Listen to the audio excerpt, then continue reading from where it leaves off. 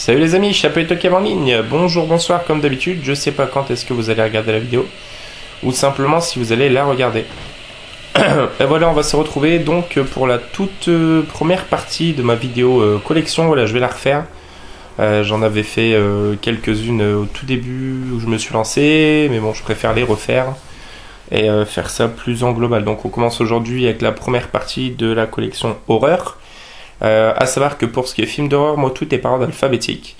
Voilà, contrairement à beaucoup. Donc là aujourd'hui, ça va être tout ce qui fait partie des films avec les chiffres et de la lettre A. Voilà, on se retrouve tout de suite et pas en facecam parce que j'ai pas une bonne tête aujourd'hui. À toutes les amis.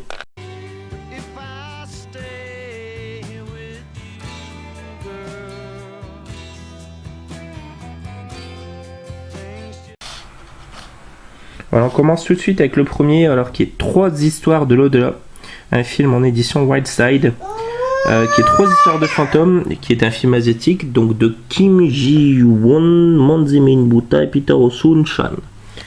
Voilà, ça se présente comme ça, qui est un G-book, donc en 2 CD. Donc celui-ci toujours pas vu, mais ça a l'air vraiment sympa. Voilà, avis aux amateurs de films asiatiques. Le suivant est déjà nettement plus connu. 8 mm avec Nicolas Cage, qui est un film de Joel Schumacher. En fait, c'est sur le milieu du snuff movies. Voilà, donc il est très sympa ce film, vraiment très très cool. Il est bien bourrin. Le suivant, c'est 8 mm 2. Voilà, c'est la suite qui est moins bonne, mais qui se laisse regarder quand même. Donc, c'est 8 mm 2 Liaison fatale. Il n'y a plus du tout Nicolas Cage, voilà, c'est des acteurs pas connus, à Jonathan Chow chez Laurie Herring. Et bon voilà, il est toujours aussi sulfureux, toujours aussi violent, mais bon, il est quand même nettement moins bon que le premier. Mais il se laisse regarder. Le suivant est très connu également, c'est 13 fantômes. Voilà, celui-là plutôt bien flippant, c'était un film de fin 90 si je dis pas de bêtises. À l'époque où je l'ai vu, il m'avait bien foutu les jetons quand même. Donc voilà, 13 fantômes. Donc plutôt cool. Sérigraphie quasi identique, on voit juste la bouche. Le suivant est également très connu, c'est 30 jours de nuit. Voilà, film sur des zombies avec Josh Hartnett. Plutôt cool celui-ci, et Melissa George. Donc plutôt cool. Ça se passe entièrement en extérieur, enfin plus des 3/4 du film en extérieur, sous la neige. Donc le rendu avec le sang est vraiment très cool, hein. Un peu à l'image d'un Détour Mortel 4. Et il est vraiment bon celui-ci. Il existe aussi, je crois, une suite. Hein. C'est 30 jours de nuit 2, il me semble, tout simplement. Sans Josh Hartnett. Donc voilà, je le prendrai peut-être à l'occasion. Mais celui-ci est très bon. Ensuite, présenté il y a peu 2000 Maniacs, voilà, que j'ai vraiment adoré. Très vieux film et très culte, film gore.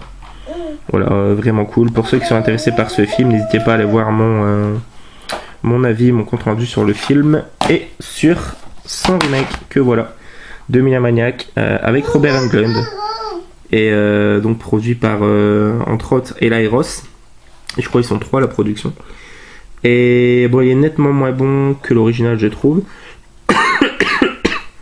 Pardon, nettement moins bon que l'original, mais il est quand même très fun. Mais voilà, vraiment de préférence pour l'original. Donc 2000 Maniacs, 2 films à voir dans sa collection, à 2000 et 2000 Maniacs, je trouve.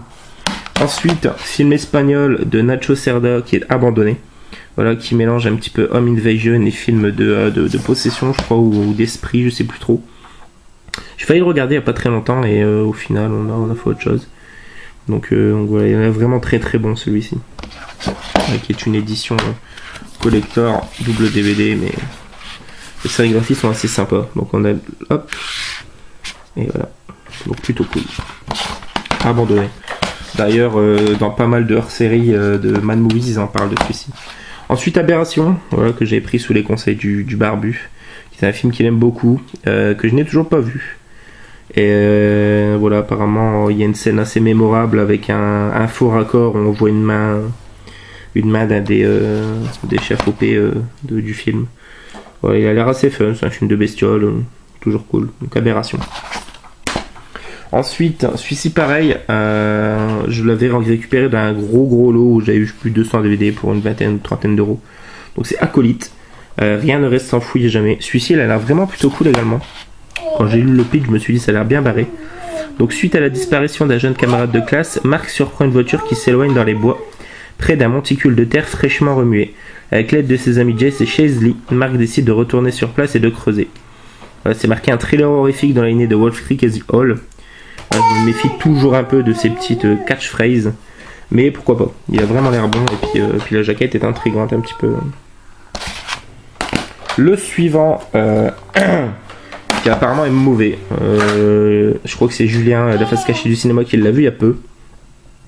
Qui est Acrophobie, donc un film soi-disant produit par Wes Craven, qui a l'air d'avoir un rapport avec le vertige, je sais plus comment on appelle ça, la peur du vide. J'ai un trou. Et donc voilà, donc je sais pas ce qu'il vaut. Apparemment, il est vraiment pas bon. Ensuite, par contre, le suivant, je l'ai vu il y a peu, j'en ai également fait une critique vraiment rapide. C'est A Day to Kill, qui est une super surprise, qui est un film totalement barré.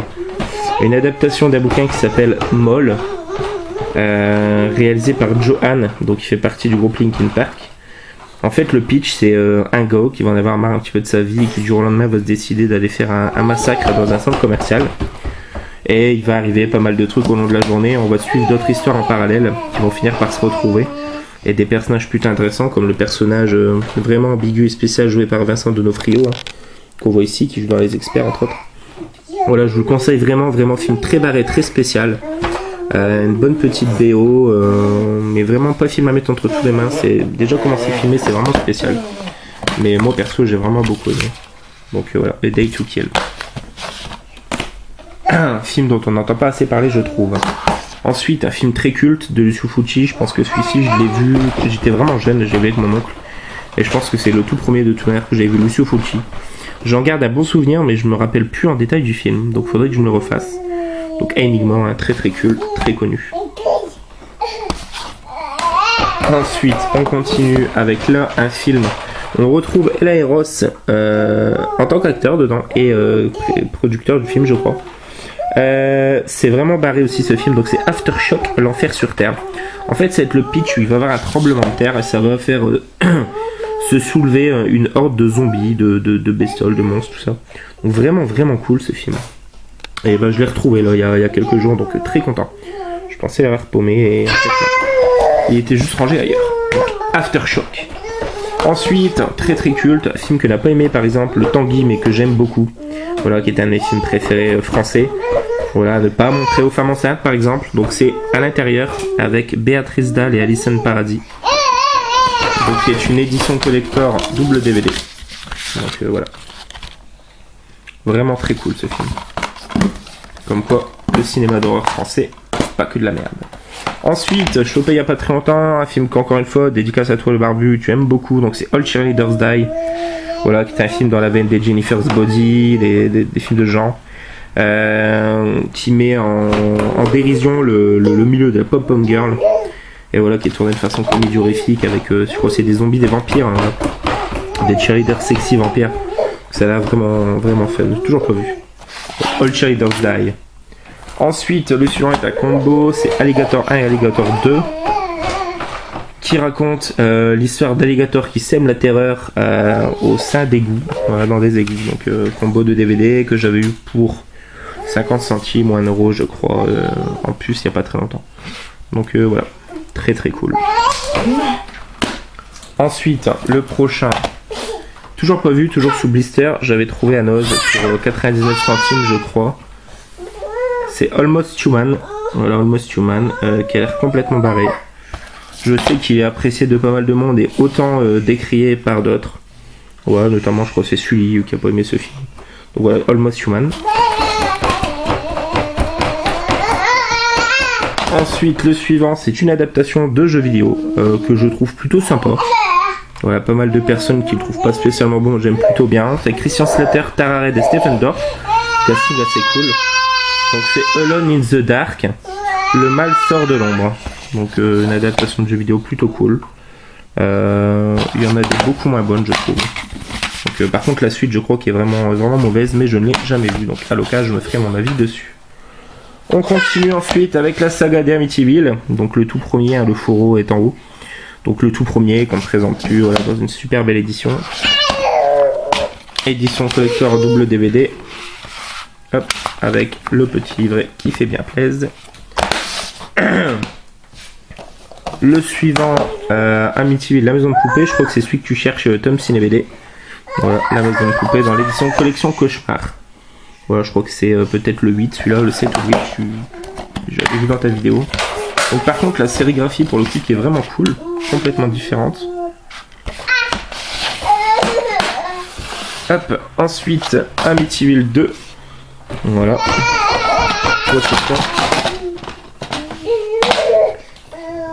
Voilà. Ensuite, Amityville 3D, le démon. Voilà, vous entendez ma fille qui fait le spectacle derrière. Elle est déchaînée. Pourtant, on lui donne pas de drogue, juste du lait. Ensuite, Amityville 4, la maison du diable. Ouais, j'ai un peu peur parce que ça, c'est les éditions souvent qui sentent pas très très bon. Pas très très bonne. Donc voilà. Amityville, la maison du diable. Qui a l'air d'être le 4. Et chopé il y a tout peu, le remake. Voilà. Avec Ryan Reynolds, Chloé Grace Moretz, je sais plus la nana comment ça s'appelle. Ensuite, Amsterdam, le spécial dédicat à toi Goldie. Je sais que tu aimes beaucoup ce film. C'est par le réalisateur de l'ascenseur, voilà. Donc c'est Amsterdam. Voilà. Pour plus de détails, demandez à Goldie. Et à Tom Lance, je crois, mais bon, Tom Lance, on ne m'entend plus trop parler, donc... Hop. À part en Skype. À Skype, on l'entend beaucoup. Ensuite, Anaconda 1. Voilà. Je me suis chopé la trilogie, là, il y a quelques jours, donc... le 1 qui est vraiment le meilleur. Hein. Les deux autres, je les ai pris pour la collection. Avec le petit flyer.